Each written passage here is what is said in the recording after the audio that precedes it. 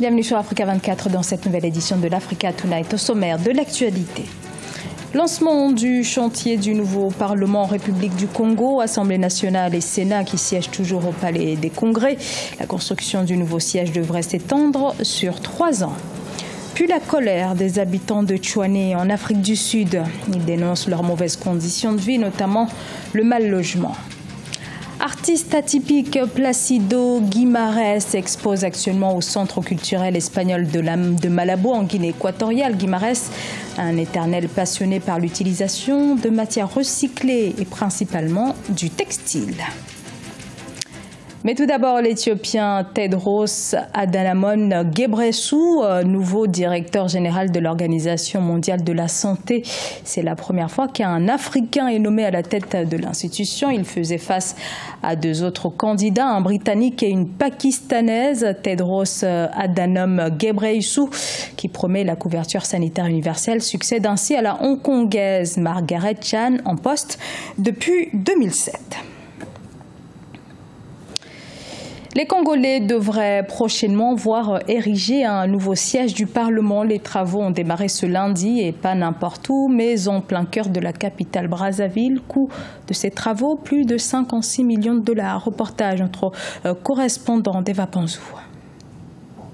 C'est dans cet espace d'une superficie de 4,5 hectares que sera construit pendant 3 ans et 4 mois le nouveau siège du Parlement congolais. Délimité par le boulevard Denis Sassou Nguesso, le laboratoire national et l'avenue Charles de Gaulle dans le 2e arrondissement de Brazzaville à Bas-Congo, cette infrastructure sera composée de 2 hémicycles de 500 places pour l'Assemblée nationale et de 300 places pour le Sénat. Le bâtiment sera construit sur 151,200 mètres de longueur contre 99,300 mètres de largeur. Et les voiries et parkings pourront recevoir jusqu'à 371 voitures. Les parlementaires jouiront également de tous les avantages des communications découlant de la fibre optique.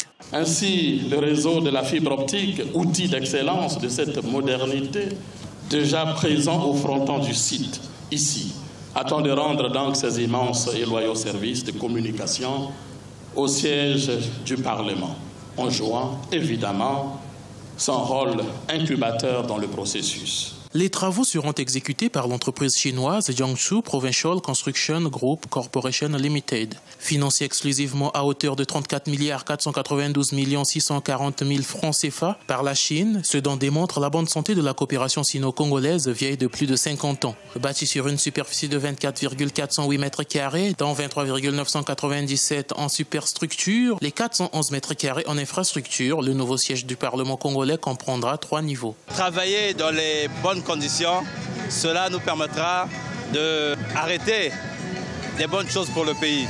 Ici, on commençait vraiment à être un peu à l'étroit, avec des activités culturelles qui se mêlaient, et puis avec ces bruits, c'était pas vraiment très adapté. Notons que les 2 blocs du Parlement sont reliés par une salle polyvalente. On trouve dans chaque bloc 7 salles de réunion pour 50 personnes et même une suite présidentielle. Afin de pallier aux coupures d'électricité, il a été prévu l'installation de 2 transformateurs de 1600 kW et 2 générateurs diesel de 1200 kW. Cette cérémonie s'est déroulée en présence du vice-ministre chinois du Commerce en visite à Brazzaville. En Afrique du Sud, les habitants de Tchouané, dans la province du Kotang, dénoncent des conditions de vie à peine supportables entre le manque d'infrastructures sanitaires et le mal-logement. Ils tirent la sonnette d'alarme. Le récit de Marcel Farba Maroun. Ville de Tchouané, début mai 2017. Des groupes de personnes ont décidé de se réunir dans cette ville, l'une des 8 municipalités métropolitaines d'Afrique du Sud, pour protester contre les mauvaises conditions de vie dans lesquelles elles se trouvent. En parallèle, elles réclament leur réinstallation vers des zones considérées comme libres après une tentative d'occupation d'un espace voisin. La municipalité de Tchouané a essayé de calmer la foule, mais celle-ci ne l'entend pas de cette oreille. Le problème le plus grave pour nous en ce moment, c'est la terre. Nous voulons des terres et des services, de l'électricité et de l'eau, afin de pouvoir vivre normalement, que nos enfants puissent vivre comme tous les autres. Ce que nous voulons, c'est des terres comme ils nous l'avaient promis. Mais jusqu'ici, nous n'avons nulle part où aller, sauf dans des cabanes qui se détruisent rapidement. Nous ne disposons que de petits systèmes solaires inutiles qui servent juste à maintenir des lumières et recharger les batteries des téléphones. Plus de 2 décennies après la fin de l'apartheid, la plupart des terres sud-africaines sont encore entre les mains des minorités blanches. L'ANC, Congrès national africain, a souvent pris l'engagement de procéder à la redistribution des terres lors de différentes campagnes électorales. À ce propos, le président Jacob Zuma Zuma avait fait la promesse de modifier la Constitution. Mais le rythme est jugé lent, la politique de vente conclue de gré à gré ayant le plus souvent été adoptée. Ce qui rend la tâche difficile, c'est qu'une fois que les gens commencent à occuper illégalement ces terres, il est impossible pour nous de revenir et de déployer des services sur ces terrains. Donc ce que nous allons faire, c'est d'abord implanter des infrastructures sur ces terrains, ensuite les délimiter correctement et après les gens pourront commencer à se les approprier de façon organisée. Au mois de mai 2017, plus de 400 résidents d'Orange Farm, un canton situé à environ 45 km au sud de Johannesburg, ont aussi revendiqué des terres privées. Des revendications ayant causé des affrontements avec les forces de l'ordre. En rappel, le déficit de logement est un problème récurrent en Afrique du Sud où 19% des familles vivent dans des logements informels. Près d'un an après sa dernière grande exposition, Plácido Guimarães revient avec une nouvelle rétrospective, un travail de longue haleine qui s'appuie principalement sur des matières recyclées, dont le textile qui occupe une place centrale dans l'œuvre de l'artiste. Reportage à Malabo, Leopoldo Enemembanzoué.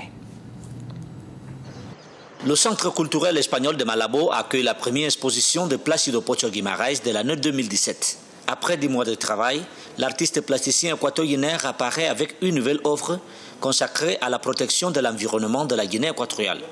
Avec la devise « Faire du beau avec du vieux », les travaux de Pocho Guimarães interpellent sur l'importance de la préservation de la nature.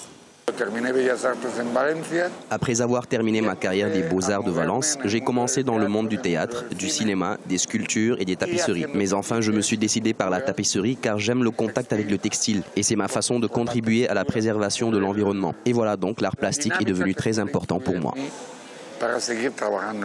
Spécialisé dans l'art du textile, c'est un des artistes de l'art contemporain les plus cotés en Guinée équatoriale. Ses œuvres, les grands tapis colorés, sont faits de matières de récupération.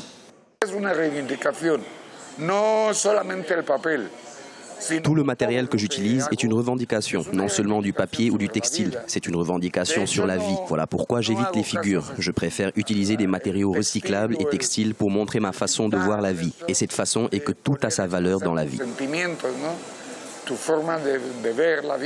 À 65 ans, les œuvres de Pocho Guimarães sont exposées un peu partout, notamment à New York et Madrid.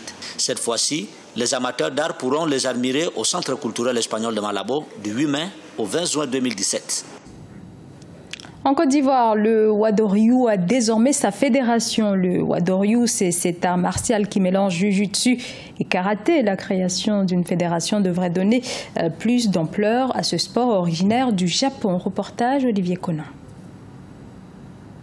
Vers le développement du Wadoryu en Côte d'Ivoire. Le Wadoryu est un art martial japonais introduit dans le pays dans les années 1970 par Maître Suleiman Pana, ceinture noire 9e dan. La discipline compte aujourd'hui 25 clubs et plus de 2500 licenciés. Pour accélérer son implantation et son rayonnement, il a été créé la fédération Wado Academy Côte d'Ivoire. Selon ses promoteurs, ce sport de combat permet de rester en bonne santé. C'est un autre sport qui permet à l'être humain que nous sommes d'être équilibrés. Et c'est un sport qui permet la plupart du temps d'éviter les maladies cardiovasculaires, les AVC, les hypertensions artérielles et aussi les maladies endocriniennes que nous appelons diabète. Avec la pratique de la Wado Academy, nous arrivons à avoir une santé mieux que les autres qui ne font pas cette discipline. La fédération Wado Academy compte faire la promotion du genre. Comme les hommes, les femmes sont encouragées à le pratiquer à tous les âges. Cette école commence à partir de 3 ans d'âge et nous arrêtons à 60 ans. N'importe quel sexe peut donc pratiquer ce sport. Nous prenons les enfants de bas âge, nous prenons des femmes qui sont même ménopausées et nous prenons des vieilles personnes de plus de 50 ans. C'est un sport adapté à tout être humain, à tout âge. Même certains handicapés arrivent à faire le sport parce que dans ce sport-là, il y a des mouvements à genoux. Même un infirme peut donc travailler avec l'autre partie de son corps. C'est un sport qui est adapté à tout le monde. La Fédération Wado Academy Côte d'Ivoire va sillonner tout le pays pour installer des ligues régionales. C'est à travers ces démembrements sur le terrain qu'elle compte séduire le maximum de personnes à la recherche de l'équilibre physique et de la paix intérieure. Ce journal a été réalisé par l'ensemble de la rédaction. Merci à vous de l'avoir suivi. Dans un instant, une nouvelle édition de l'actualité sur Africa 24.